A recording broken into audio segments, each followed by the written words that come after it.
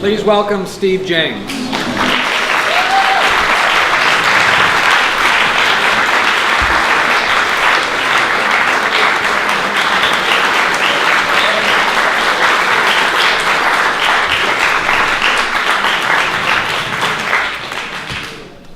Hello? Yes, good.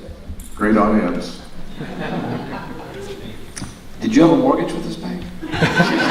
No, but I feel, it's funny that a lot of people who have seen this film, I mean, it's not a ton of people, but a number of people in New York City have taken out, started accounts with the bank in support of the bank.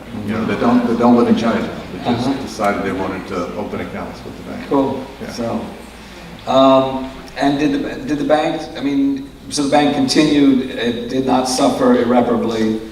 Not irreparably, but during the period of the indictment and then the trial, they did suffer and lost money as an institution, because they weren't permitted to do any business with Fannie Mae during that time period. And Fannie Mae was a big part of their business because they basically, when Fannie Mae is doing the right thing, is involved. Mortgages. Yeah, and buying mortgages, and mortgages for, the whole idea of Fannie Mae was to help people who are not wealthy get mortgages. That was the whole idea behind Fannie Mae. So they did a lot of business with Fannie Mae, but they weren't permitted to. And Fannie Mae, we couldn't put this in the film because we couldn't get anybody from Fannie Mae to say this, but they are the alleged victim, right? Yeah. They couldn't wait for this trial to end, and they hoped for not guilty pleas so that they could get back in business with Abacus. Yeah, there you go.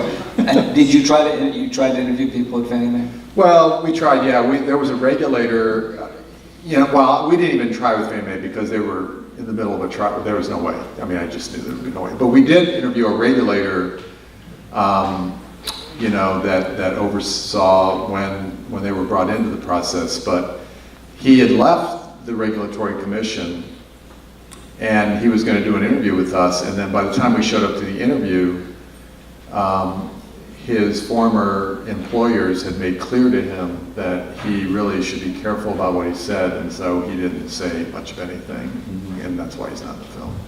But his personal feeling was, this is kind of crazy what happened.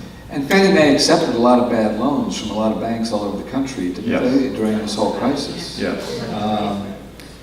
And They made hundreds of millions from Abacus, though, so. because the loans It's terrible to be a victim like that. they would have treated an Hispanic group or a Japanese group or an African American group exactly the same. Yeah, there's no racism here. So was Cyrus Vance hard to nail down for an interview? He was. When we started the project, we began filming right as the trial was getting underway. And we reached out to the DA's office and said, we'd like, first of all, we reached out to see if there was any way we could film in the courtroom. And because it was a state trial, it wasn't strictly prohibited. But in order for it to happen, both the prosecution, the judge, and the defense had to agree to it. And then we could have actually been in the courtroom. But the judge actually was agreeable. And, the sense we got from the judge, because we got to talk to him, he had to be careful, but we did get to talk to him down after when it was in deliberation, jury deliberation. The sense we got from him was he thought this was an important story that should be told. And then he, the sense we got was that it was wrong-headed, what was going on. So he was supportive. The funny thing is, both the defense and the prosecution, you expect the prosecution to say no, but the defense said no too, which was unfortunate because, we really wanted to get you inside the defense team for Abacus, but they were so skittish about anything. They were most unlike, usually defense lawyers in documentaries are the guys that want to be on camera. Right. This was not that case. So it didn't matter whether they wanted or not. Prosecution said no, so we weren't in there. So we did reach out to Cyrus Vance's office and say, look, we'd like to talk to him or the attorneys trying the case. We really want to represent your side, and we got stonewalled. And it wasn't until Frontline became a partner. And after the trial was concluded, and I thought once the trial was concluded and they were cleared, I thought, well, we'll never get Cyrus Vance. But Frontline's involvement really made a difference, and there was a co-producer, Nick Verbitsky, who was a bulldog with it. And I think Vance ultimately decided to do it in part because of fear of Frontline and, you know, it being a Frontline documentary where, you know, we didn't use that narrator guy, but if you watch Frontline, they have that narrator guy. Yeah, I imagine in Vance's mind, he was thinking, you know, there'd be that guy going, Cyrus Vance Jr. decided not to participate. You know. So he agreed to be in it. I suspect he regrets that decision now, but. And at what point did you interview him during the trial? No, After the trial. Exactly. After the trial. And he still continued to defend it. He continued to defend it. He felt his friend. In fact, Polly Greenberg, who was head of economic crimes that we interviewed in the film, that was after the trial. The juror, of course, had to be after the trial, Jennifer. But all of that helped us. You know, one of the things with working with Frontline, which I've done twice now, did it with The Interrupters, but The Interrupters is a very different kind of film than this. But Frontline, you know, they're fine with the film having a point of view, and this film clearly has a point of view, but they really want to make sure that we do everything we can to represent the other side, and we did. We were sincere about that. And so once we got Polly, we purposely went after two jurors, one that was on the side of conviction and one that wasn't. So all of that, I think, helped with Vance too. But, you know, this is not unfair to Cyrus Vance. I mean, one of the things we made sure in the editing to do was to let him speak for himself, do less editing of his comments so that he could not claim that we had, you know, through fancy editing, have manipulated his comments. And, you know, we kind of gave him the rope. He took it. Of course, Cyrus Vance was also criticized because he failed to prosecute early allegations against Harvey Weinstein, for one thing. That came after this film, yeah. And there have also been other issues that have come up with Cyrus Vance. Yes. Do you remember any? Well, one was the guy with the World Bank, yes, the rape. Dominique Strauss-Kahn. Yes. Yes, right. Thank you. That he didn't really, people took them to task over the handling of that. So, yeah, no, but then he ran for re-election after this film came out, you know, this film, you know, whatever, and he ran unopposed, so he won.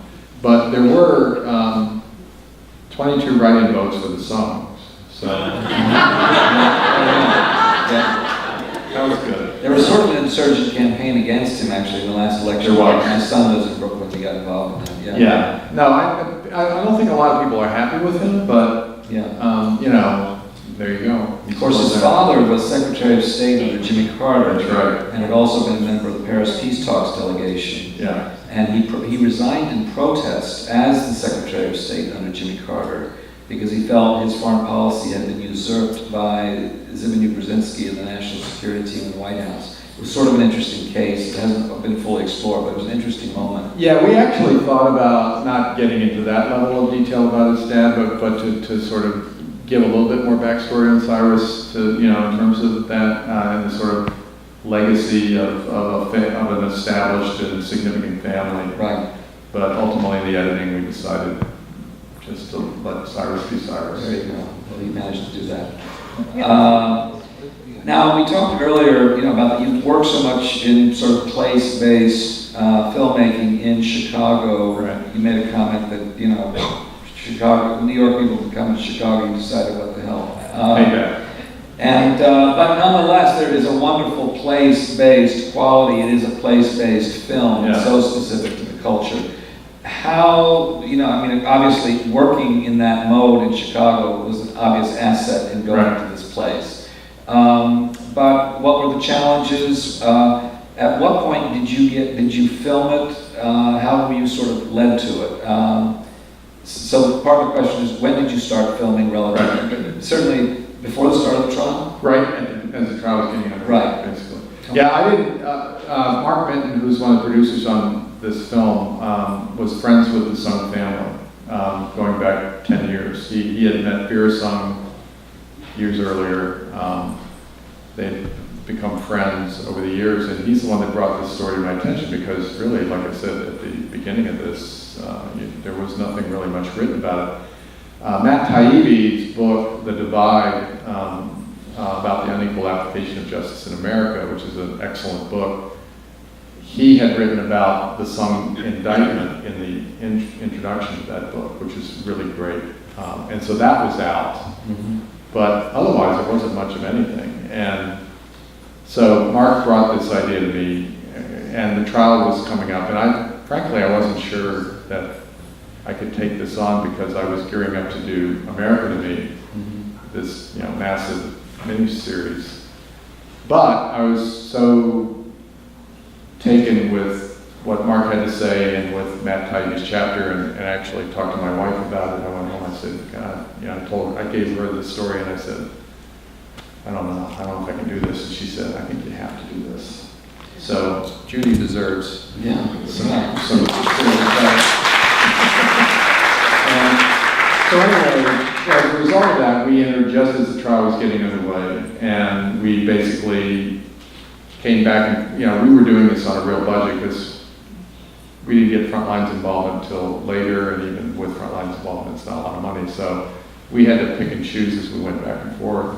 But in terms of like the Chinatown part of it, the sense of place, none of that happens in any documentary without emissaries mm-hmm. to that community. And in the films that I've done, like a film like The Interrupters, the people that performing that task, they are our emissaries into those communities and give us a passport, really. And the same was true with the Sung family in this film, because Mr. Sung was revered in the community. And so that, that made all the difference in terms of us being accepted to film in a place that is historically quite closed, especially to media. If we had lived in New York, it'd probably be a 3-hour film because I've been there every day. But, you can be thankful that I don't live in New York. 90-minute film out of it. So who were your emissaries? Who were your sort of bridges into the community? Well, really, Mr. Sung was the key. Not even the daughters, because the daughters didn't, Mr. Sung, we sort of give you that idea early in the film, like the daughters grew up in Connecticut. Right. And they're not fluent, really. And so Mr. Sung is the one that had lived in Chinatown, had built his law practice first, and then the bank there. So he's the one, that really gave us the credence, and the bona fides to go into the community, because once word was passed that we were there to do a film about what they were going through legally, there was a lot of support and solidarity around that, because, in the Chinese American press, the tenor of it was, how is this happening? How can this be happening? I mean, in Vermont, we still have some locally owned banks too, and although a lot of the banks have been bought out by out-of-state banks, and there really is a fabulous difference in terms of the locally owned bank and its commitment to the community. What's the bank? There's a bank in Middlebury, right? Is it a locally owned bank? National Bank of Middlebury. That's a locally owned bank, right? Yeah. There aren't that many left in Vermont, No, it's true. There's been a precipitous decline in savings and loans and locally owned community banks in this country.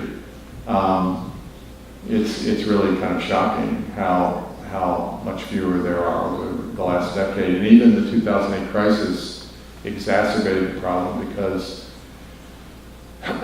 the regulations the Dodd-Frank regulations that were put into place were designed to rein in the big banks, but in the process they created an undue burden on smaller banks that made it harder for them to do what they do, and they weren't the problem.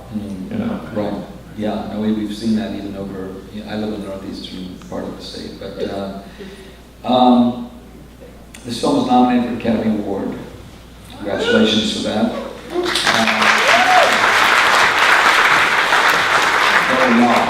But she lost. Well, voted for George McGovern too. But I was part of a Little League baseball team that lost every game for 4 straight years as a kid until the last game of the last season, and it set me up for every cause I've fought for ever since. Anyway, that sounds like a good film. Now, Hoop Dreams did not get an Academy Award. Yes, we were nominated for editing. For editing, right. So, and I was one of the editors, so I was the nominee, so that's where the 2-time nominee thing comes from. And we went to the ceremony, and I sat next to the guy that won. So who won that year? I don't remember his name, but it was his second. It would have purged it, but it was his second one, and he won for Forrest Gump. And as he went up to get the award, his wife turned to me and said, "It's his second one." And I was like, "Oh, that's great." And I said, "What did he win for the first time?" She goes, "Who Killed Roger Rabbit?" And I started thinking, while he was doing his acceptance speech, I started thinking like, okay, in both those films, it's like there's either animation or special effects, and live action with either special effects or cartoon characters, and I just assumed that people think that he edited them together. Because if you think about those 2 films, it's not like you watch them, and I thought the guys, the year we were nominated, Speed was up.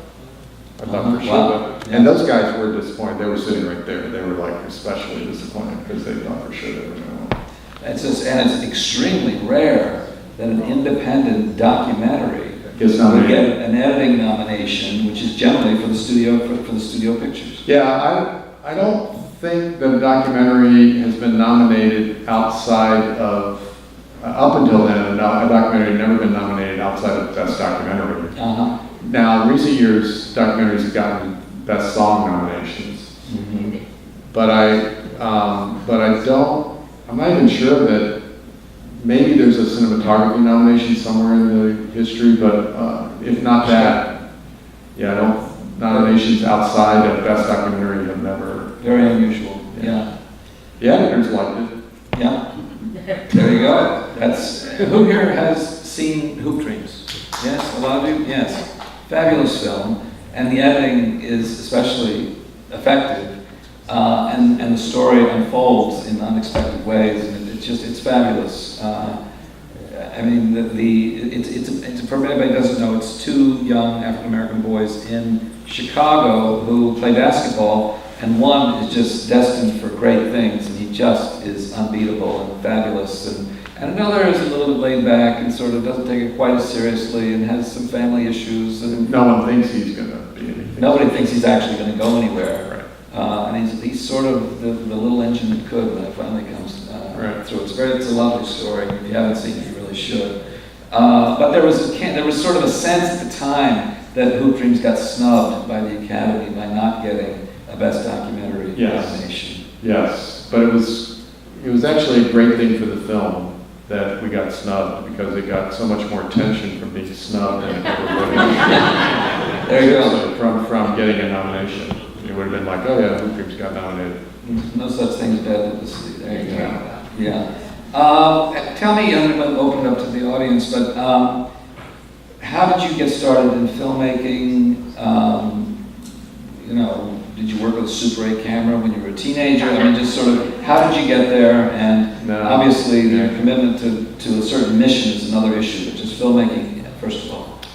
Well, I always kind of liked movies, but it wasn't until I was a junior in college in Virginia, I grew up in Virginia, that I took a film appreciation class in the English department at James Madison University, which is where both my wife and I went. And it was a great class. The professor, a guy named Ralph Cohen, normally did a kind of survey of history of narrative film, but he was tired of doing that. So that particular semester, he did a class on auteurs, and we studied the work of Ernst Lubitsch, Jean Renoir, Hitchcock, and Arthur Penn. who at that time, because this was a long time ago, was a contemporary American filmmaker. I just, in taking that class, I just sort of fell hook, line, and sinker at that point. I just was like, I don't have no idea how I could do any of this, but I'd love to make a movie. And I wanted to make movies, not documentaries, real movies.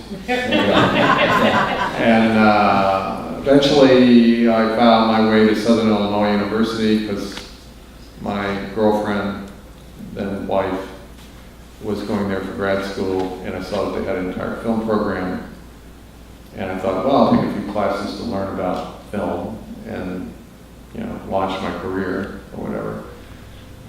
Didn't quite work out that way, but eventually we made our way to Chicago, and I had this idea for Hoop Dreams back when I was in grad school, and Chicago seemed like a good place to try to do that. And so I moved to Chicago, and then starting in 1987, we started making Hoop Dreams, and in 1994, it premiered at Sundance, and that was really the beginning of my career. Yeah, great. Well, and for Academy Award nomination on your first film, not bad. Yeah, and it's been all, as Orson Welles, and I'm not equating myself to Orson Welles here on the call, but as Orson Welles once said after Citizen Kane, it was all downhill after that. And I'm not equating myself to Citizen Kane. For those of you out there who might be blogging or something. I'll tell you, my very first narrative film was a half-hour documentary, and the guy that cut the negative in New York, Lou Summerstein, who went blind and lame but then got his sight back, but it was his most torturous experience of his life. But he told us when we met him, I cut the negative on Citizen Kane. I mean, this guy was old. But then as we were walking out 3 days late for the screening we were supposed to be doing, and after he'd been through this total turmoil, he said, compared to this, Citizen Kane was nothing. Wow. I said, can we use that on our poster? Exactly. Yeah. I think I'd put that on my business card. Anyway, so, and then the mission of Cartemplin, if you could just explain that a bit. I've done a lot of work in encouraging young filmmakers and committing to the communities. Yeah, some people think I started Cartemplin. That is not true. I am not that old. They started in 1966, and by these guys who were students, or just graduating from the University of Chicago, and wanted to set up a collective, because it was the 60s, a film collective that did, social action films, and that's what they did for a number of years. And that mission, in many ways, remains to today, even though the company has changed dramatically, and it's really like a bona fide arts organization in Chicago now with a real board of directors and all of that, and like 12 employees, which is big for a production company. But I came there in '85 and '86 and pitched the idea of Hoop Dreams as a 30-minute short. They liked the idea of it, and then as it expanded into what it became, they remained very supportive and gave us legitimacy, because we didn't have it, me and my partners on it, and Cartemplin had more legitimacy in the funding world than otherwise. And so, I've just sort of stayed affiliated. I've only been an employee once for about 3 months when somebody had the bright idea that maybe I could be on staff. That didn't work out so well, so I went back to being an associate, and I've just done most all of the documentaries I've done through there, and there's a lot of filmmakers that come through there, and in recent years they've developed this program to really foster younger, diverse talent. And so being Lou, whose film Minding the Gap we're showing here tomorrow night, was one such fellow, and like I said this afternoon, if you read the things, if you haven't seen Minding the Gap, you owe yourself, go see it. It's a phenomenal film, and being also worked with me on the miniseries. So, it's just an incredible arts organization. There's nothing quite like it anywhere else in the United States that I know. No, it is very, very unique. Yeah. I mean, Court 13 in New Orleans, Ben Zeitlin's group has done some fostering of the Ross brothers have worked through there. Yeah. I think there are some, I don't know a lot about what they've been doing lately, but I know that was part of their mission. Right. To try to connect to the community and serve the community, and at the same time sort of foster a filmmaking community, Yeah. which is nice. Yeah, and this day and age where filmmakers can own their own camera relatively easily and edit at home on a laptop, the idea of a community is more precious. Because it used to be, you know this, me and you are a certain age, There you go. that you couldn't make a film without a lot of help at one point in time. And a fair amount of money, because this is a 16 millimeter film. Yeah. But nowadays, you can actually do it for kind of nothing if you have to. Right. But a lot of filmmakers, particularly in the doc world, go out there and they're just kind of on their own trying to make stuff. And so to have a community of filmmakers who look at your work and tell you honestly, like where it sucks, and where it's not sucking. It's great. No, and it's, because otherwise you face You find out later. the cold, hard light of the day. And it's, When you submit it to a festival, There they you go. say it sucks. All right, questions from the audience. Yes, up there. Yes, you, sir. Okay. 5 years. Did you have any dream that it would be that long before this actually would come to some sort of fruition? You're talking about this film? Yes. Well, we didn't film for 5 years. So they were, the precipitating incident happened back in 2008. They were indicted in 2012, and they came to trial in 2015. So for them, it was this hugely lengthy ordeal. For us, it was not that as filmmaking team, because we are just as the trial was getting underway. But in the course of telling the story of the trial, we wanted to take you back to everything, give you the history, not just of that leading up to the trial, but also the history of the bank and everything else. So it may feel like we were there for all that period of time, but we weren't. I've done films like that, but this wasn't one of them. You said you're involved with your organization, which is good, a community, but what about raising the money for the films? Is that still left to you? Very good question. Yes, Cartemplin can be helpful to raising money because of their pedigree and their connections, and they do offer that help. But when filmmakers come through and pitch Cartemplin to try to get them involved, which happens, it used to be that only Chicago filmmakers would do that, but now, because Cartemplin has become something of a force in the documentary world, they do get involved in other films that are not even Chicago-based at this point. But one of the things they look for is someone who comes in not just with a great idea for a film and a great sense that they can tell the story well, but also that they have some real get up and go about raising money for it, because it's hard to raise money in documentaries, and Cartemplin can't just devote its resources to raising money for a film. But they're helpful. In my case, because I've been doing this for a while and had success, they're less involved in raising money for me. I'm fortunate enough to mostly raise money for the films, without their direct help. Do they hope to get the money back? Get the money back? Yeah, I mean, people investing in it. No, I mean, the big challenge with this film is that Mark Mitten, the producer, he put a lot of his own money into this until we got Frontline involved. In fact, so we did this for a song, and during all the shooting, like I didn't get paid at all during the shooting of this film, because there wasn't the money to pay me or him, or we paid for the crew that we had to pay for, and flights and a hotel, the stuff you can't get away with not paying. But then once Frontline entered the picture, then we were able to retroactively draw some salary from it. But this was a struggle because, and I'm not exactly sure why, because to me it's such a great story, but we had trouble attracting, like TV partners until late in the game. I don't know, either it was too obscure a story for them, that it just didn't feel important, or I'm not exactly sure why this didn't seem like a great story to fund. But, you know, if you talk to any number of filmmakers in this audience, we have that story a lot, like, why don't people see that this is a great story, you know? Well, it brings up a point which I make, probably people have even heard me say it before, but, you know, public television does not have enough money.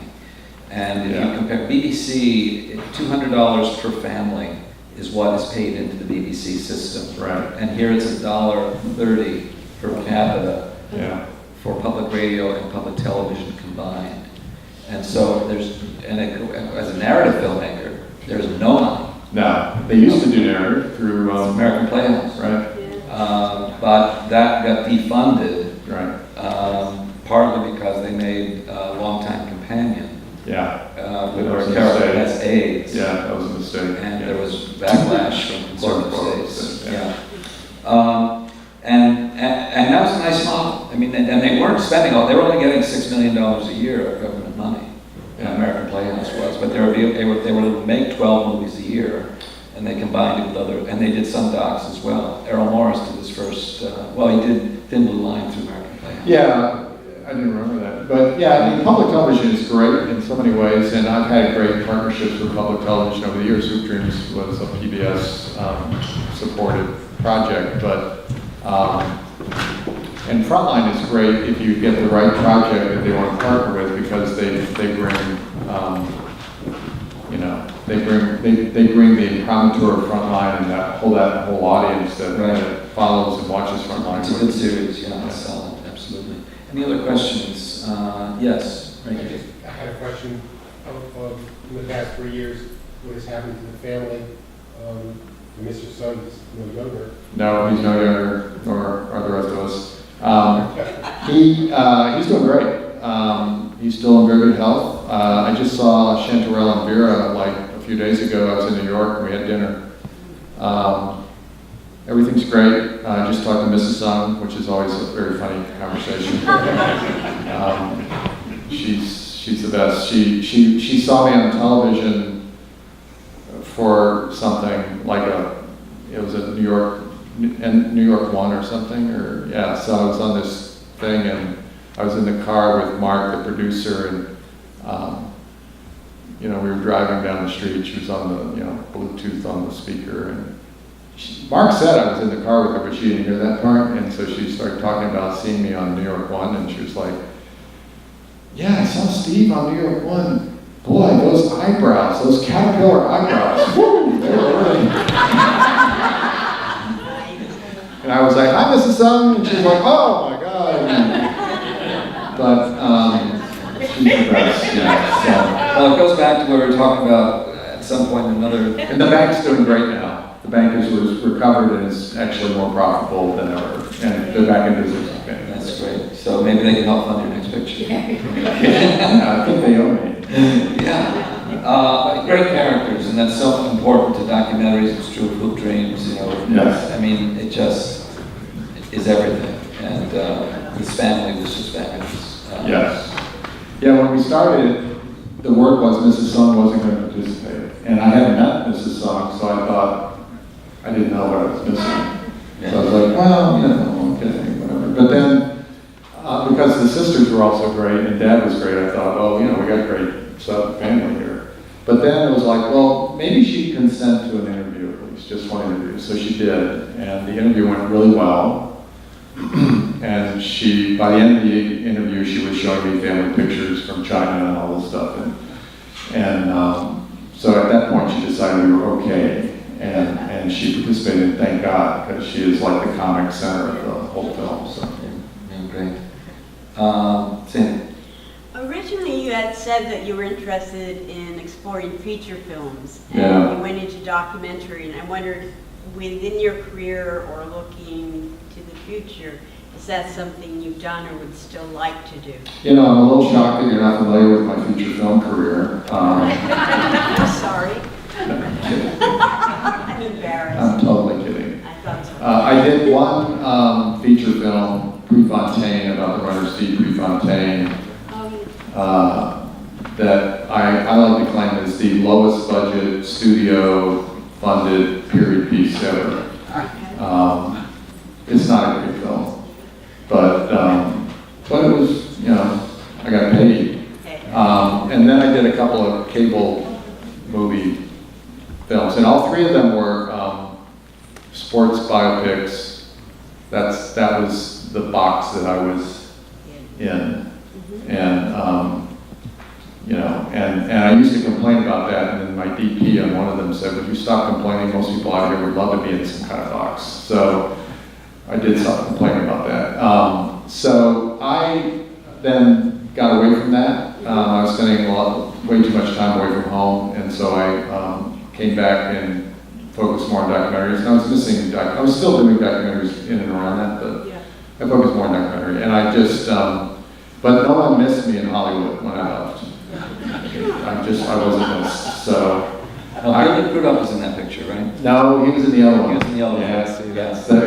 There were two Prefontaine movies made. One was called Without Limits that Robert Towne co-wrote and directed. Robert Towne, Chinatown thing.